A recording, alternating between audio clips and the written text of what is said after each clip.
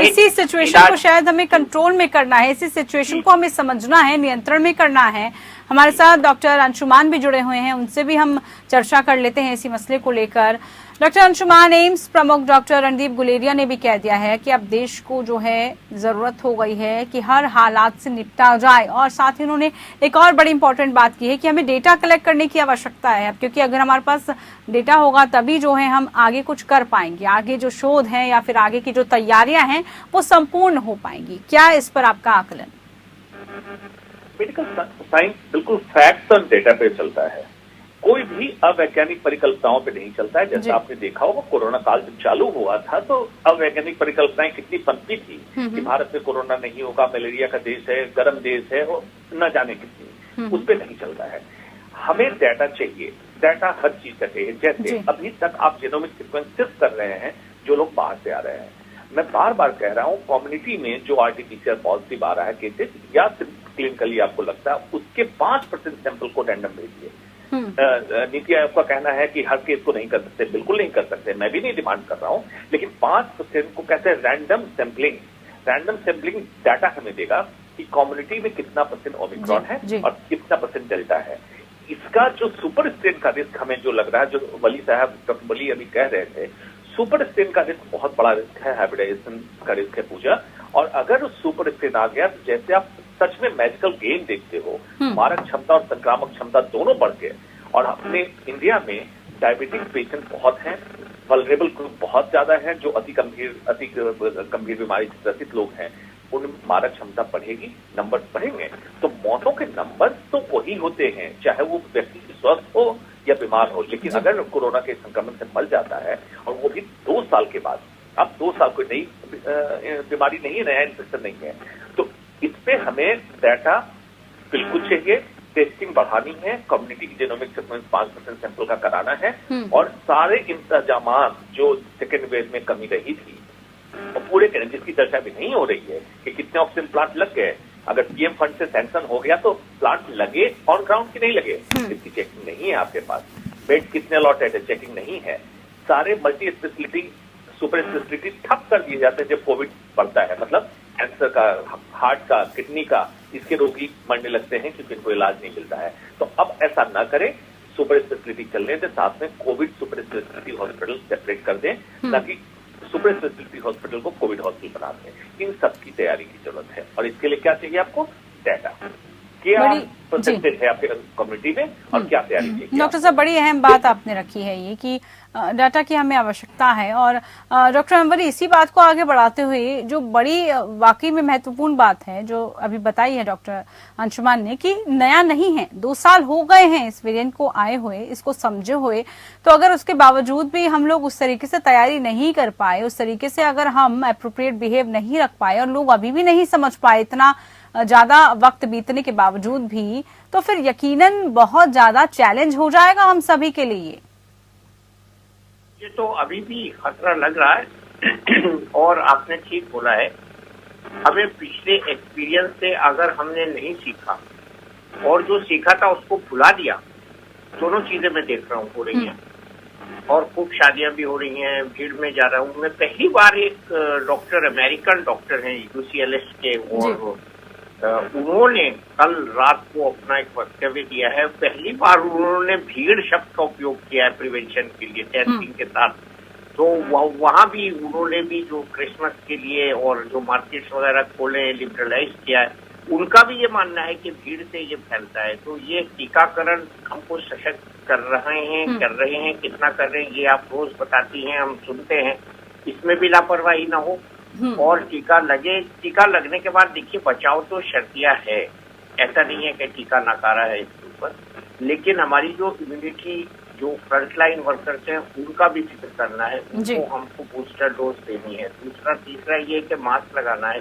चौथा ये है कि जितनी, जो मैंने बार बार कह रहा हूँ, वही डॉक्टर अंशुमन, हम दोनों एक ही बात करते हैं, हमें इत्तेफाक होता है, हम यही कह रहे हैं कि टेस्टिंग को बढ़ाइए। उन्होंने भी कहा है, अमेरिकन जो डॉक्टर है उन्होंने कहा है कि डोमेस्टिक स्प्रेड को, इंटरनेशनल स्प्रेड को, दोनों को फ्लाइट्स कम करके रोकिए।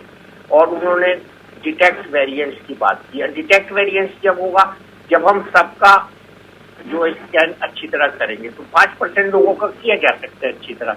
अच्छा, एक तरफ अभी नीति आयोग के जो सदस्य हैं हमारे डॉक्टर वीके पॉल, उन्होंने कितनी बड़ी तादाद दे डाली, 14 लाख की। अब वो अगर हम कल के आंकड़ों से यूके के उसको कंपेयर करें तो वो 18 लाख बनती है, जिस हिसाब से उन्होंने कैलकुलेट किया है। तो ये जो संक्रमण अप्रत्याशित रूप से, अनएक्सपेक्टेड रूप से होने जा रहा है, तो इसके लिए हम कितने तैयार हैं, ये आपका सवाल बिल्कुल जायज है। कुछ पुरानी फैसिलिटीज जो दिल्ली में है वो खोली गई हैं, कुछ हॉस्पिटल के बेड बढ़ाए गए हैं, और इसकी भी देखभाल हो रही है कि ऑक्सीजन अगर जरूरत पड़े तो उसकी कमी न पड़े। लेकिन इसमें हमको डेल्टा वायरस की तरह से ही तैयार रहना है, बल्कि डेल्टा प्लस ओमिक्रॉन के लिए तैयार रहना है। अगर मैं सही तरह से इसको कहूँ कि डेल्टा प्लस ओमिक्रॉन की तरह से अब तैयारी करनी है, और ये बहुत जरूरी है। और इसमें सबसे बड़ा अनुशासन को रोल है। बहुत भीड़ है, कल मॉल्स में दिल्ली के इतनी भीड़ थी कि पार्किंग को बंद करना पड़ गया, अंदर मॉल्स फुल हो गए। और मैं बिल्कुल ये कंफर्म बात कह रहा हूँ आपसे, ये थ्योरेटिकल नहीं कह रहा हूँ। मॉल्स में जो साउथ दिल्ली का एक बहुत मशहूर मॉल है, वहाँ की पार्किंग को स्टॉप करके अंदर से लोगों को वहीं लॉक कर दिया गया, क्योंकि वो फुल हो गया था उस वजह।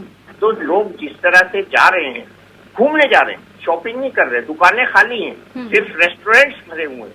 ये बिल्कुल एक चश्मदीद की स्टेटमेंट है मेरे पास जो आई है कल, और मैंने बोला भी है इससे कि हम सिर्फ खाने पीने के लिए बाहर जा रहे हैं, टाइम पास करने के लिए बाहर जा रहे हैं। क्या ये भी रिवेंज आउटिंग हो रही है? ये क्यों हो रही है? डिसिप्लिन रहिए प्लीज, घर में रहिए, मास्क लगाइए। हमको जब तक हम खुद डिसिप्लिन नहीं होंगे, कोई सरकार नहीं बचा पाएगी, कुछ नहीं बचा पाएगा, कोई इंतजाम नहीं बचा पाएगा। हमको खुद अपनी सुरक्षा करनी है। देखिए, अब लॉकडाउन की बात भी होने लगी है यूके में, तो ऐसी चीजें हमारे यहाँ नहीं हो सकती। हमारे यहाँ रोज खाना, रोज कमाने वाले हैं। बिल्कुल डॉक्टर अम्बली, बहुत ही आपने प्रैक्टिकल बात की है कि यकीनन हालात हमें फिर से वही, लोग नॉर्मल दिख रहे हैं, सब कुछ नॉर्मल हो गया है उनकी नजर में, और उसी नॉर्मल को डराना नहीं है। लेकिन अभी स्थिति नॉर्मल नहीं है, अभी भी खतरा टला नहीं है, ये हमें ध्यान में रखना होगा। और इसीलिए हम रोज जो है चर्चा करते हैं आप लोगों से। लेकिन ये भी साथ साथ चल रहा है इस वक्त, जिसको हमें नजर में रखना है। अमेरिका, ब्रिटेन और दूसरे देशों से भी इस वक्त जो ग्राफ आ रहा है, उसको भी जरा भारत से हमें तुलना करके देखनी है। इस पर भी आप लोगों के पास आऊंगी चर्चा, जो ओमिक्रॉन के खतरे को लेकर और साथ ही तैयारी को लेकर भी। खास मेहमान हमारे साथ लगातार जुड़े हुए हैं पैनल में, डॉक्टर्स जिनसे हम जानकारी ले रहे हैं और आपको भी जागरूक करने की और साथ ही साथ आपको चेताने की भी कोशिश की जा रही है। डॉक्टर अंशुमान से अब जरा हम समझना चाहेंगे। डॉक्टर अंशुमान, अमेरिका, ब्रिटेन और जो दूसरे देश हैं, उनसे जो डाटा सामने आ रहा है, जो ग्राफ सामने आ रहा है, क्योंकि हमने इससे पहली और दूसरी लहर में भी देखा था कि उस वेव से भारत पर काफी असर पड़ा था। तो अब जिस तरह से ब्रिटेन में रोजाना केसेस बढ़ रहे हैं, वहां पर लगातार ओमिक्रॉन का जो खतरा है वो बढ़ता जा रहा है, इसको अगर हम भारत से कंपेयर करें तो क्या आगे आने वाले दिनों में आसार नजर आ रहे हैं?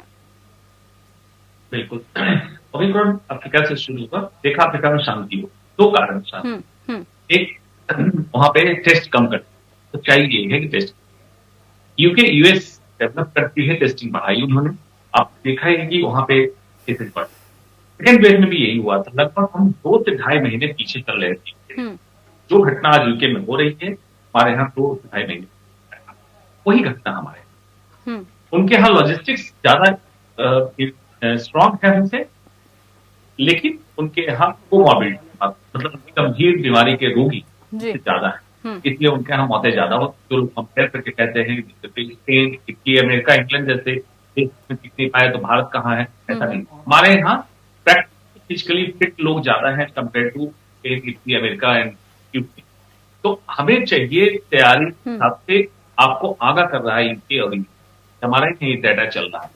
और टाइम टू टाइम जैसा देखा गया है कोविड को इवॉल्व होते हुए कि एक स्ट्रेन आता है, म्यूटेशन होता है, उसके बाद फिर उसमें फर्दर म्यूटेशन होता है और इसकी मारक क्षमता बढ़ जाती है, या कोई और रूप ले लेता है, सिम्टम्स देता है या कोई और सिम्टम्स देता है, हार्ट अटैक की, स्ट्रोक की, क्लॉट की आपने सुनाई। तो इस तरह से हमें पहले तैयारी करनी चाहिए और ट्रांसमिशन रोकने की पूरी कोशिश, वैक्सीनेशन की पूरी कोशिश, बूस्टर डोज की कोशिश, और बच्चों में वैक्सीन रोल आउट की कोशिश, और सारे इंतजाम करें हॉस्पिटल में।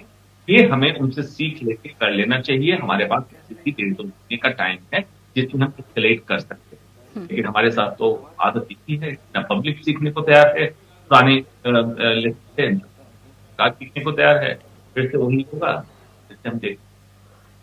बिल्कुल डॉक्टर, आपने सही कहा कि हमें सीखने की, देखने की, समझने की सभी चीजों की जरूरत है। थोड़ा ख्याल हमें रखना पड़ेगा और जो लापरवाही, कोताही हम बरत रहे हैं उसके लिए फिर हमें भुगतान के लिए भी तैयार रहना पड़ेगा।